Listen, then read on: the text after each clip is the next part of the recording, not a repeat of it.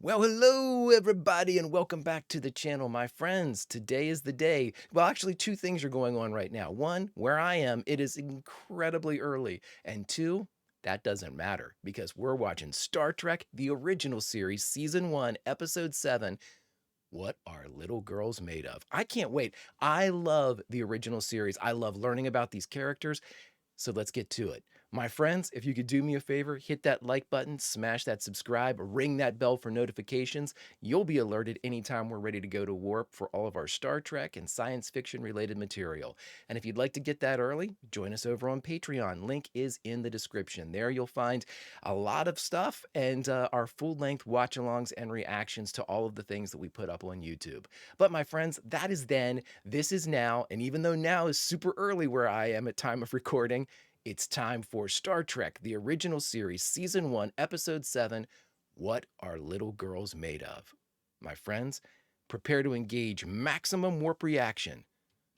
And away we go.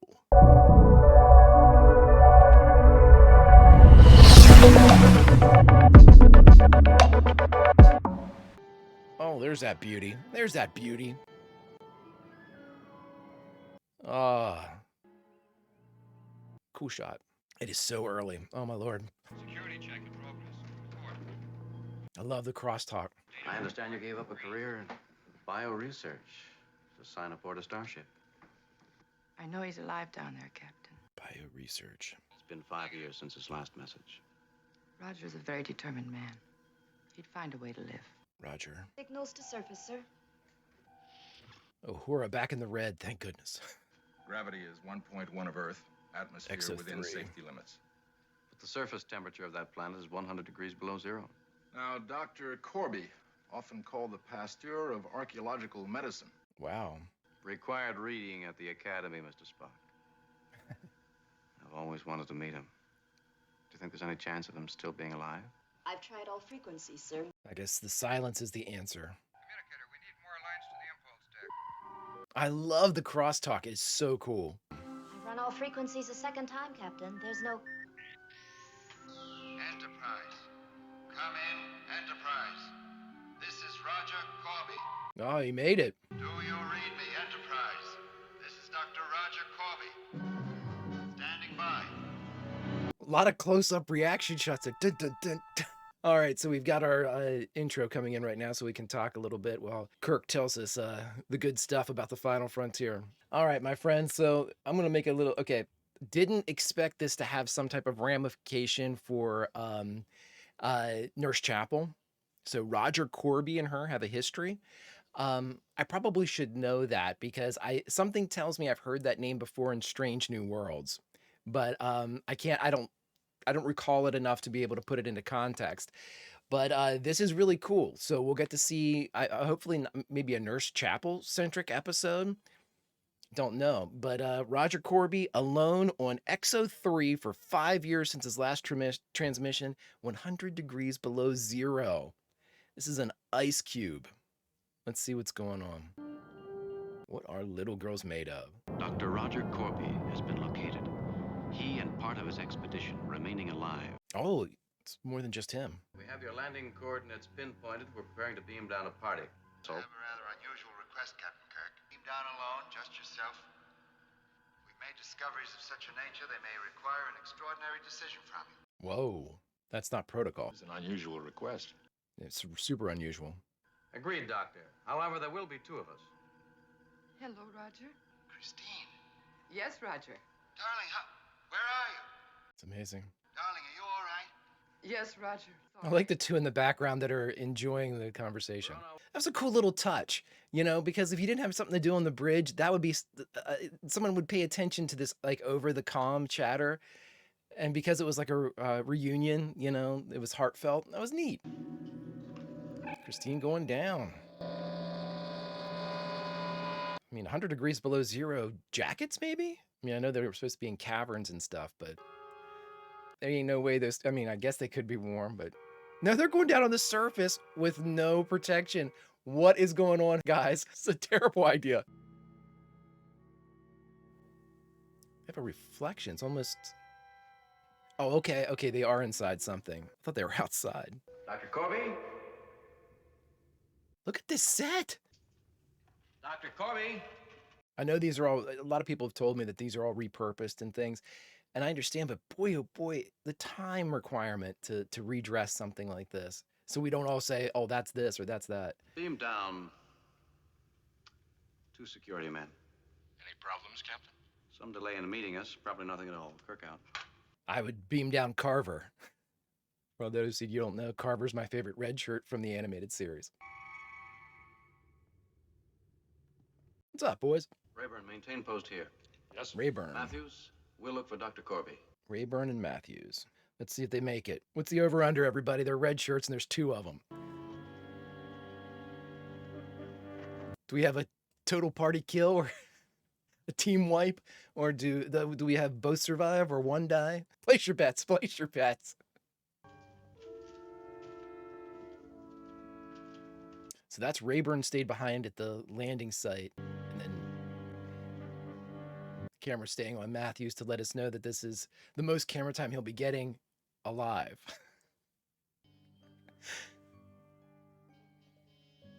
It's so morbid, but at the same time, we all know red shirts die. So it's you have to ask the questions. You got to place the odds. Whoa, jeez.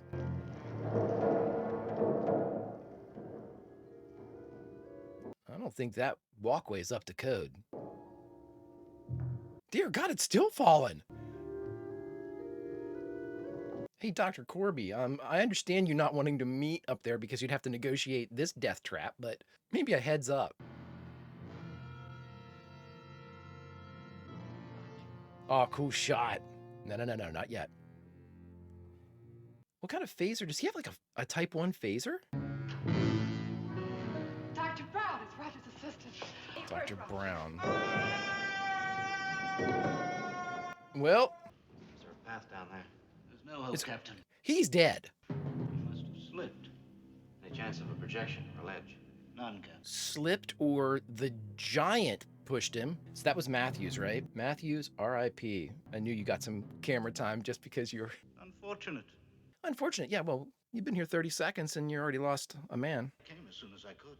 You didn't come soon enough, did you? Not soon enough. My name is Brown, Dr. Corby's assistant. Yeah, we've established that. He's dead, I assure you. Yeah, no shit, buddy, but I don't want you, I can tell that you're really broken up, Brown. An old friend? I suppose living here for 5 years.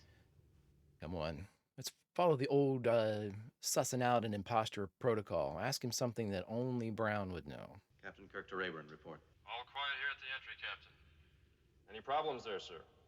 Yeah, well, Matthews is dead. Lost Matthews. Apparently an accident. Rayburn, I'm with you. My man is all of a sudden alert. Kirk out. Dear God. Well, okay. Total party kill. And yes, the red shirts are a party by themselves. When they moved from light to darkness, they replaced freedom with a mechanistic culture. Okay. Define mechanistic culture. Cool shot. Cool shot with that pan as the door opened. Really cool shot. And they spun it all the way out there. Nice. Apparently these caves are very warm. I'm Andrea, Andrea, and you must be Captain Kirk. I must be. Come on, Christine. Well, okay. Terribly sorry, Captain. Perhaps if I'd been there, I know the passages so well. Wasn't your fault. Well, I'm required to make a security confirmation. When I call my ship, if you list your personnel, cargo requirement, meanwhile, Brown just hightailed it in the background. I've lost contact with my guard. I'm required to call my ship. No communications, Captain. What? This is necessary, Captain. What's necessary? Andrea.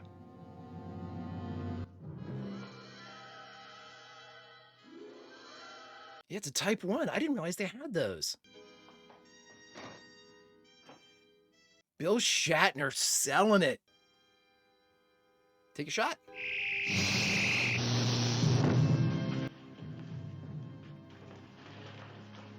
Oh my God! So did he have it on kill, or was that did stun blow open the robot Brown? Great shot. Great shot. Great shot for a beauty. Dr. Corby's records and specimens will require careful packing. Interesting. This is not a vain display, Captain. I'm a scientist. You're a killer, peripherally anyway. The whole galaxy knows who you are and what you stand for. That's why all this makes no sense. There is so much you must learn before you make a final judgment. Really? I don't think so. You must be Captain Kirk of the Starship Enterprise. It's disturbing. Christine, it's all right now. You see, Captain? Yes, he can mimic. You will not disobey her orders. Satisfied, Captain Kirk? No, I lost 2 men. Do you realize the number of discoveries lost because of superstition, of ignorance, of a layman's inability to comprehend? Oh, so you're crazy, Roger. Okay. Just wanted to check, bud. You're batshit crazy. Where is my other crewman? He rucked him up. Totally against my wishes, I assure you. So he disobeyed your order. With the records I could find, we built Brown. Well, what happened to your original Brown? You've convinced me that you're dangerous.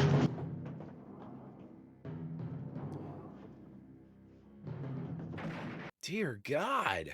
Also, Bill Shatner. The physicality is stunning to me. No stunt coordinator would allow him to do that nowadays. None. No, no one anywhere, unless they were Tom Cruise's. Where is Captain Kirk?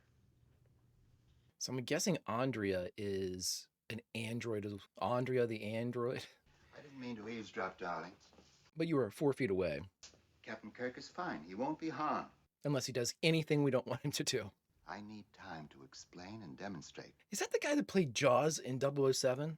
I'm like Dr. Brown, an android. Okay, so you're the only one alive down here, Roger? The flesh has warmth. There's even a pulse. Oh, awesome. Roger, I also have seen how you've dressed her. You think I could love a machine? Did you? Oh shit! She has no meaning for me. There's no emotional bond. Andrea, kiss Captain Kirk. No emotional involvement. She simply responds to orders. Roger, could you act less like a lunatic? Now, do you understand? No.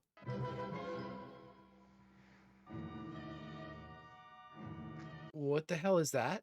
This is how you make an android. Did you hook up the bra? Weird science. Hook up the doll, wear the bra. I'm sorry, I got ahead of myself. Oh, for God's sakes, we do not need another Kirk. We just had another Kirk. He's not being harmed. I promise. We're making an android and testing to see if he's a NASA candidate. Well, when I sat in your class, well, you wouldn't even dream of harming an insect or an animal. Well, I'm batshit crazy now. Well, Christine, fuck life. I can build shit. So you're gonna go up with a fake Kirk? They've recently had information that allows them to kind of suss out things like that. Doc Corby. Watch carefully. This is when he starts to vomit. Jesus, I'm about ready to start vomiting watching it. Dear God. A little more ketchup, a little less mustard. My God. Now you'll be able to see that it's an exact replica. Both of them have shattered inner ears. Oh, for God's sakes. Everybody, don't ruin anything, but how many times did they duplicate Kirk in the original series? We're at 2 and I'm on episode 8, counting the cage. Duplicating the rhythms of his body. At the same time, we duplicate the mental patterns. Do they get memories? Ready for final synaptic fusion. Same memories, the same attitudes, Well, the same abilities. Activate circuits. Mind your own business, Mr. Spock. I'm sick of your half-breed interference, do you hear?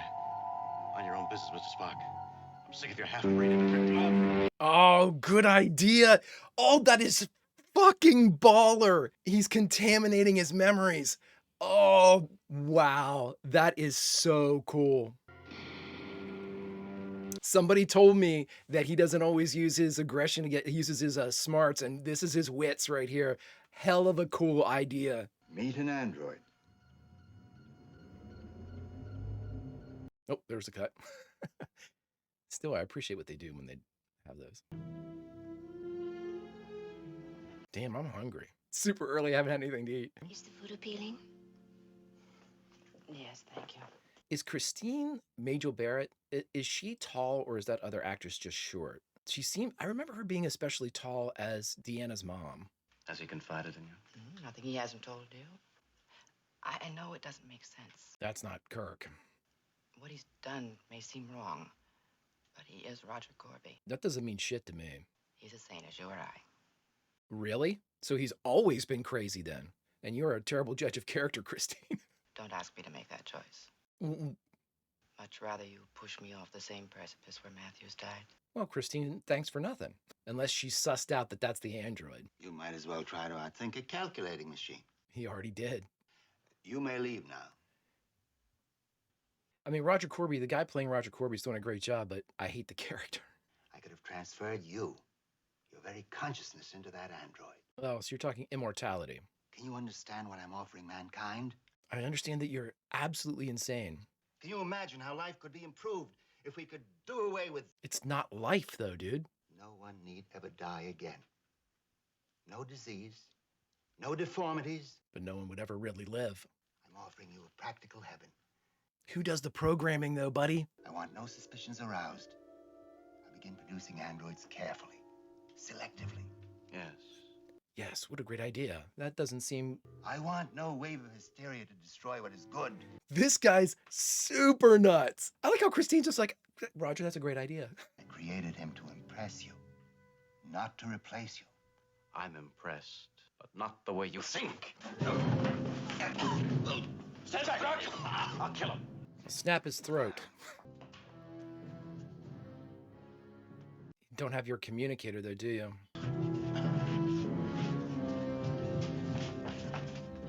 Roger, Come on, Christine. I mean... I hate to... This sounds so morbid, but if you could find the bodies of Rayburn or Matthews, you'd be able to find their weapons, unless they've been confiscated. Come on, give it some type of logic circle. Okay, this is where Matthews died. You're heading the right direction. Rayburn shouldn't be...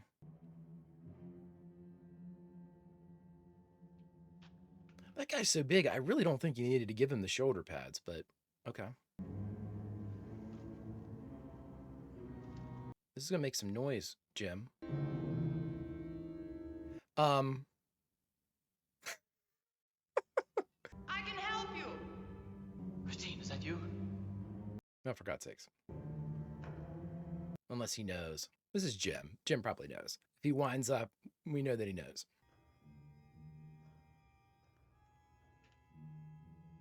Yeah, he knows. Oh.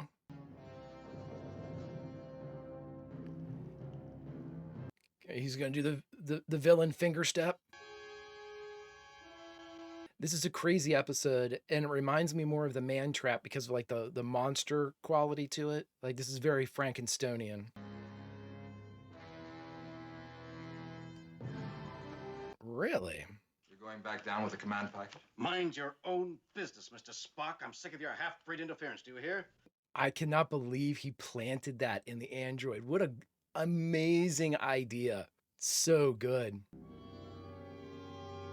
Oh, I like that shot of Spock. Small colony, abundant raw materials. You've made a good beginning, Captain. Thank you. The perfect place for me to create my new species of android. But I'm not crazy. I am a scientist. Kiss me. Well, she listens to you. What are we doing here? Other than making this entire situation awkward and uncomfortable and cringy. Gee.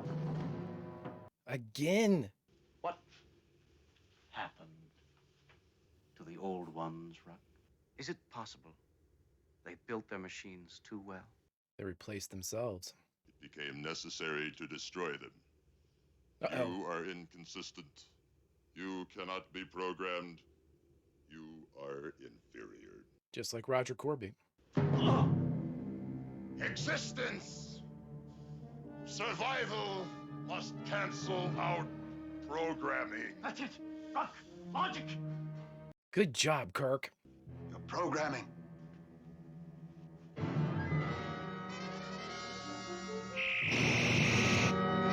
Dear Jesus. Okay, well, Ruck, we hardly knew you.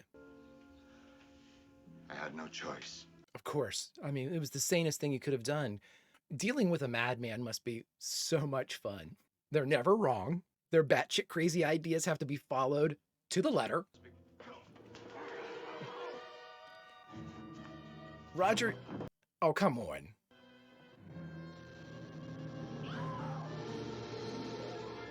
Did you already transfer yourself, buddy? Or are you the android of Roger? You can't imagine how it was. I was frozen, dying. My legs were gone. Oh my God. Still the same as I was before, Christine. Perhaps even better. This guy's doing a good job. Yes, Doctor. Someone in the outer junction. Spock, you must have got my message. Your message. I will kiss you. No, You will not? it is illogical. Boom. Andrea's had enough of that. I'm the same. Direct transfer. All of me. You assume. Rational, but without a flaw. Rational? Ruh-roh. Is this your perfect world? Your flawless beings, killing off one another? Aren't you doing exactly what you hate most in humans? Killing with no more concern than when you turn off a light? I'm not a computer. Okay. Test me. Ask me to solve any... What is love? Christine, let me prove myself. Does this make such a difference? Yeah. Everything you've done has proved it isn't you. I am Roger Corby! Then prove it. Give me that phaser gun. If there's any human left in you, give it to me. No. You will never understand. Well, I mean, the mass murder makes it difficult. Tested it. Proved it. How did you prove it? You were dying. You jumped into a lifeboat. I understand, but I'm surprised he didn't try to, like, take his own life. No, protect. To love you. To kiss you. No. You cannot love. Neither can you, buddy. By your own definition. Wow. Captain Kirk. Hey, did you have a fun reunion, Christine? What a hoot this was. Where's Dr. Corby? Well, should be several piles of ash around Dr. here. Corby Died 5 years ago. was never here. Yep. Great shot of a butte. Something bother you, Mrs. Spock? Yeah.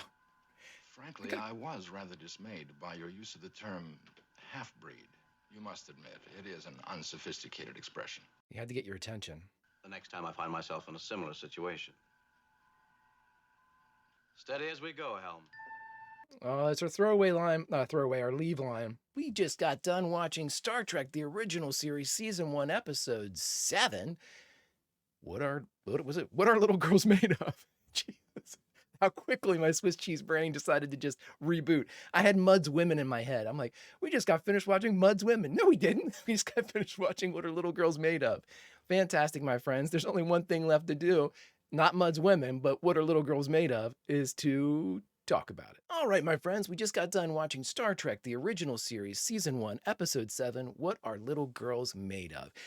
This one to me seemed a lot, it was very similar in theme to The Man Trap. Again, by theme for this one, I mean like that monster movie quality. A lot of you have told me about that's what the audiences wanted back then, you know. That's why The Man Trap was selected to be kind of the first episode shown, or the air quotes second pilot, even though it wasn't. That was Where No Man Has Gone Before, a superior episode in my opinion. But anywho, we had in this episode, you have it's a very typical kind of monster driven plot, like the old monster movies and the old, there's a creature, it's tracking people down. We had the early deaths of both Rayburn and Matthews. Both of those were taken out. So obviously there's high stakes. We know this thing can kill and it can kill easily. Ruck was this huge kind of Frankensteinian creation. And again, even though Corby didn't build Ruck, it had that Frankenstein quality to it. The broad shoulders, the deep voice, the 50s Boris Karloff. It was Boris Karloff that did Frankenstein, right? That same type of mannerisms and movement. He was much faster, but at the same time, it spoke of that. It kind of mirrored that a little bit. And again, you see that with Andrea in like The Bride of Frankenstein, the first creation, again, even though the old ones made Ruck, it was sort of like that was the first thing that Corby kind of used. And then after that, he perfected his art, which is, sort of where Frankenstein goes. The Frankenstein prototype was the original monster, and then he got better and, made the beautiful woman, the bride of Frankenstein, and so on and so forth. And so we had that. And somebody else made a comment on YouTube that they said, they prefer the ensemble episodes. And you know what? I think I do too. I'm a huge fan of Bill Shatner, and I think he did a fine job in this one. Again, basically acting with himself with the split Kirk and all these things. But I like having, just like the comments that I read, I like having the full crew at the disposal, especially Spock. No McCoy in this episode, no Scotty in this episode. We had the one scene with Uhura. I didn't see Sulu. It was a very limited take. There was a small call sheet on this one. I didn't hate this episode at all, and I enjoy every episode that we watch. I think the guy that played Roger Corby was good. He cast that mania really well, and it set stakes. But again, I think that with the initial murder of Rayburn and Matthews, as weird as this sounds, as soon as we have the death of a red shirt, I almost feel like it's lessened a bit. Like we know that the stakes are there. Yes, death is around the corner, but when Kirk is the only other person there, you're pretty safe to think, hey, Kirk's going to make it because, obviously he's the centerpiece of the show, and I know he's going to be there for 3 seasons. So that reduces the stakes. I like it when we have the flip version of it going on. And again, this is, what we saw in The Enemy Within, another split Kirk episode. We had Sulu down on the planet's surface, another frozen planet, down on the planet's surface with those geological techs down there freezing to death. Well, that added stakes because, yes, I know Sulu's not going to die, but he had other people with them that were very, everybody's important, but, had the science team down there, the stakes were high. So you think to yourself, you get invested in their survival. I mean, obviously I'm invested in Kirk's survival, but I know he's not going to die. So, there's not the same weight to it. We know he's going to be there. So it's lessened a bit. So then you have to rely, when the tension goes away, you have to rely on the power of the story. What are we learning? So what are we learning in this one is basically we have Roger Corby, who is a big enough name that he is afforded clout and leeway that probably some lesser known person wouldn't have received. So he was able to get away with this initial, strangeness, this awkward request to have Kirk come down by himself. Kirk acquiesced, bringing Christine with him, and then called for Rayburn and Matthews, much to Rayburn and Matthews' dismay. But, his name carried enough of a weight that this was plausible, that Kirk, who seemed to be a fan when he was kind of like, Roger Corby, that he would go down there and kind of break protocol a little bit. I did like how Kirk was like, well, no, I can't, I've lost a man already and I can't check in with my other guard. It's my duty to, call into the ship. And then all hell broke loose because, he was actually following orders. And, I guess that's a good lesson to you, Jim. Don't follow orders because shit goes bad. And then, Kirk's worst situations arrive from him following orders, it seems. So I can understand his aversion to it. But anywho, with this one, there's not much to say other than I always look at it like this. How does the events of the episode affect our characters? How do the events of the episode affect the Enterprise as a whole? And how do the events of the episode affect the Federation or the galaxy at large? I was just kind of limited to the Federation, but it could be the galaxy at large. So how does it affect the crew? Well, let's go backwards. How did it affect the galaxy at large? It didn't. It never left planet. XO3 is where it lived and died. How did it affect the Enterprise? Well, it detained the Enterprise for a bit. In that, we had a bit of a snafu with a fake Kirk again, like that, but no real harm fell to the Enterprise other than the loss of 2 security people, which is a high price to pay for an away mission that was supposed to be, picking up a researcher or finding, discovering whether or not he was still alive. So, I mean, the ultimate price of 2 security officers is, that's a lot. So the Enterprise was definitely affected. How was the core group of, Spock and Kirk and Scotty and Bones, how were they affected? Really not so much. Everybody but Kirk kind of escaped from this one pretty well. I mean, Spock had the comment about, he didn't really appreciate the half-breed comment. But again, I say to that, that was the only way that Jim could have, he had to say something so shocking and so off the wall that Spock would be, tuned in to the fact that this was a fake person or it wasn't Kirk.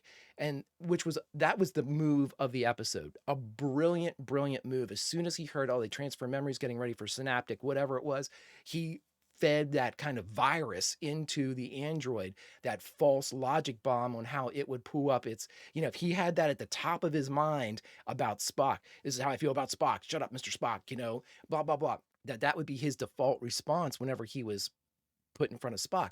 It was a great idea and it worked. So, that doesn't really affect Spock other than going forward, they don't have a lot of callbacks in the original series, but going forward, that establishes that kind of secret code that Spock and Kirk have. And it makes me think of Wrath of Khan.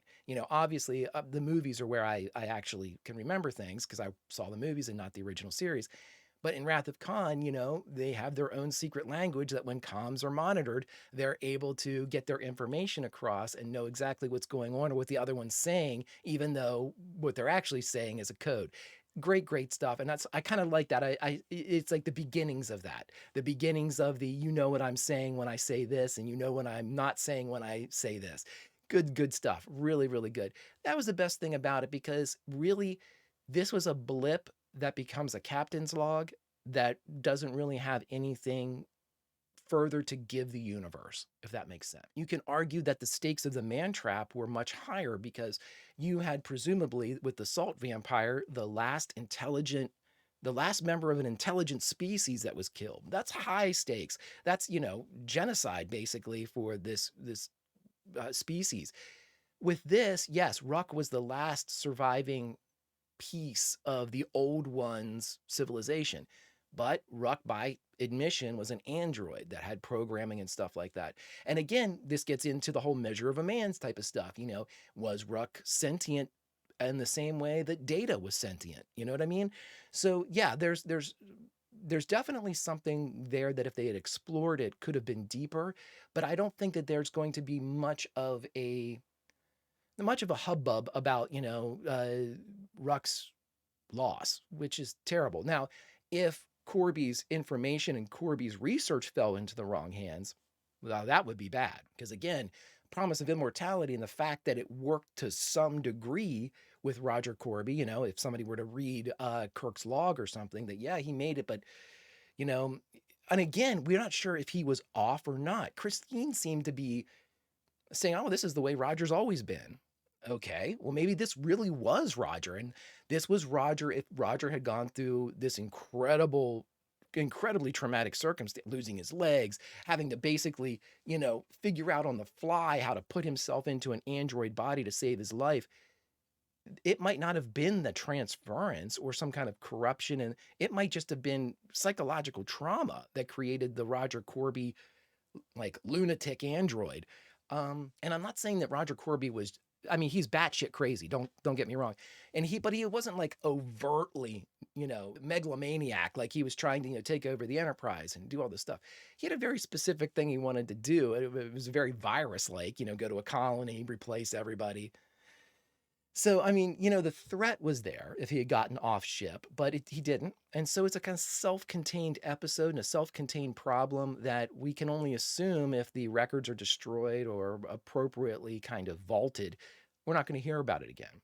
And so I think those are the stakes to me that kind of limit the effectiveness of an episode. So while I enjoyed it, and I enjoyed the guy that played Rock, I'm pretty sure that's Jaws from 007. I'm not 100% convinced, but the cheekbones reminded me of it. I don't know for sure though. I'll look that up for Q&A. But it was good. It was a good, solid episode. If I had to rank it, I'd put it right around the Man Trap. Just because it's the same type of vein of the Man Trap to me. That monster chase kill. Sort of a hunt type of thing going on. And then anytime they replace somebody and then you got to suss them out, there's kind of a horror quality to that too. Invasion of the Body Snatchers type of stuff. But again, I haven't met, including Charlie X, which still, sorry, Charlie, still sits on the bottom of my list. I enjoyed every one that I've seen, including Charlie X. And so all of these that I watch, I learn a little bit from, and I get to see the original characters in action. And again, if for nothing else, this was a great episode just to hear Kirk figure out how to logic infuse a virus into the android to alert Spock, to send a message to Spock. Ah, Jim. Great, great shit. So, my friends, if you stuck with me this long, do me a favor, hit that like button, smash the subscribe, ringy ding ding that bell for notifications, and you'll be alerted the next time we go live with Star Trek or science fiction related material here on YouTube. And of course, if you'd like to get that early or you'd like a longer format, join us over on Patreon. Link is in the description. But my friends, that's all for this segment. Now it's time for a little Q&A. Well, hello, mon capitans, and welcome to another installment of Q&A. My friends, this is where I watch an episode of the original series, and then, to better inform myself without being spoilery, I watch and look up different facts that I'd like to learn a little bit more about after the episode. Memory Alpha is the only ones that provide the information for a specific episode without ruining future episodes for me. I mean, I'm sure there's other places, but Memory Alpha seems to be very consistent in not spoiling anything for me. So my friends, what I wanted to do was go through and just a handful of little facts about what are little girls made of. And so, my friends, the very first one I wanted to talk about was when I saw Ruck, the large hulking android, I thought, because of the makeup and the bald cap, I thought, is that a young Richard Keel, Jaws? It is not. It is an actor by the name of Ted Cassidy, and Ted Cassidy is a very large man, or was a very large man. This bleeds into the next fun fact that I had, and I thought this one, I'm jumping ahead a little bit, but this one is really good because they wanted to see just how intimidating Ted Cassidy's Ruck came off. So when he was in full makeup, full costume with the pads, with the hulking size and everything, the test its effectiveness of Cassidy's Ruck, costume and makeup, the producers arranged for Cassidy to receive a visiting clothes dealer while costumed. Sure enough, the salesman who thought he was calling on Gene Roddenberry lost his shit. He was so frightened at Cassidy's intimidating character that he literally couldn't get through his sales pitch. He was a door-to-door salesman, opens it up and sees this huge guy there. But eventually he collects himself enough to be able to finish what he started. And as a reward for both the reaction, which was authentic, and for the guy's good nature of having to, basically be a guinea pig for this, several pants were bought. I think that's like an old feel-good Hollywood story, I think, kind of a weird situation that ends up pretty good for everybody. A little bit of lore there that I really, really liked. Okay, so the production of this particular episode was plagued with a couple things that usually didn't happen with the Star Trek episodes. They were very tight. The Star Trek episodes were, they had a specific number of days, which is usually like 6. They had a specific number of days, and then they were on to the next episode. So any overruns or any problems caused a systemic problem where future episodes would be affected and future run times and future call lists and sheets would be affected. So everything was so tight that it was just very difficult when they had a delay. Enter What Are Little Girls Made Of? What ended up happening was the writer for this episode, Robert Bloch, apparently whether it was just not interpreted well enough in the sit down and read through from production, but when they got on set, they realized they had several problems with the script to the point where block wasn't utilized and Gene Roddenberry came in to make changes on the fly. He was providing pages in real time for this production. So he was printing something out, handing it to an assistant who was making copies, and then literally handing them hot off the presses to the actors and to the directors in production. Absolutely crazy. And now, because of that, and here's the second element of production that is very telling, James Goldstone, who was the director of Where No Man Has Gone Before, arguably, not arguably, so far my favorite, the original series episode. Incredibly well shot, incredibly well acted, really great stuff. James Goldstone was brought in because he was so highly regarded by production and by the actors and cast that they wanted him back. And so he came back in, and Goldstone was the beneficiary of these overruns. Now, of course, he had very little to do with the fact that they were running over schedule because he didn't write the script. He was just there to cast direction and place, do his side of everything. But his side of everything was delayed on the actual script. And so without the words, he couldn't film them being said. 2 days of overruns. 2 days of overruns cost James Goldstone and cost us the ability to see Mr. Goldstone's work because that was the last episode he did. That is a travesty because after Where No Man Has Gone Before, he should have been given the benefit of the doubt, especially since this was obviously not his problem or his fault. But history cannot be changed, and Mr. Goldstone had 2 episodes of Star Trek. The second one, What Are Little Girls Made Of?, being his last. And another fun note, I always like to bring this up about syndication. Syndication I always find fascinating because syndication is where you basically go through a smorgasbord and a la carte order your episodes by time. And so if they came forward and said, hey, we've got 52 minutes, how many minutes do you need? And the affiliate would say, I need 48. And they'd say, gotcha. And they would have scenes that they would cut out and provide prints for that were only 48 minutes. So I always wondered, like, what did they cut? And they had different things that they would cut and blah, blah, blah. This, What Are Little Girls Made Of?, the only episode not to be cut down for syndication. There was only one instance of a very minor, 20-second trim, and that was when Chapel and Kirk beamed down to the planet. But that was for one affiliate, and I think the affiliate actually did it themselves because they didn't realize that they were going to have an overrun, which that's crazy, but that's the only one that for syndication wasn't edited at all, at least by production. Now, my last and final one, and again, I wanted to give some props out to this particular category of production or this particular arm of the production. I'm always so fascinated that William Shatner is out there doing a lot of his stunts, especially the gymnasium scene in Charlie X. My Lord, tumbles and rolls and backsplashes and all kinds of, you would see it in WWE. Just incredible stuff, incredible stunt choreography to be done on a TV show with, the longest of shots. It wasn't just a tumble and they cut, it was a tumble, dialogue, a tumble, dialogue, a tumble, dialogue, cut. So at any point, you'd have to do it again. Amazing, amazing stuff. So for all the gaffers out there and all the stunt people, this one's for you.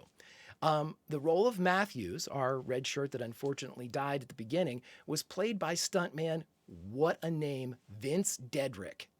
What? Vince Dedrick? That is the most stuntman name ever.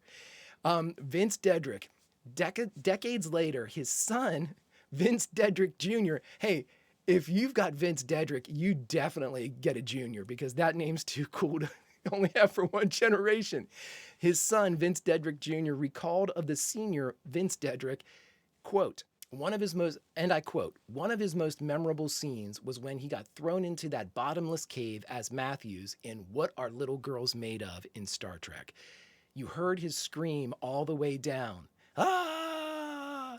As it got fainter and fainter and fainter. And my father said that was the longest line he ever had on screen. I love that. I love that because they actually used the stunt man and not some ADR, somebody else providing the scream. What a fantastic thing.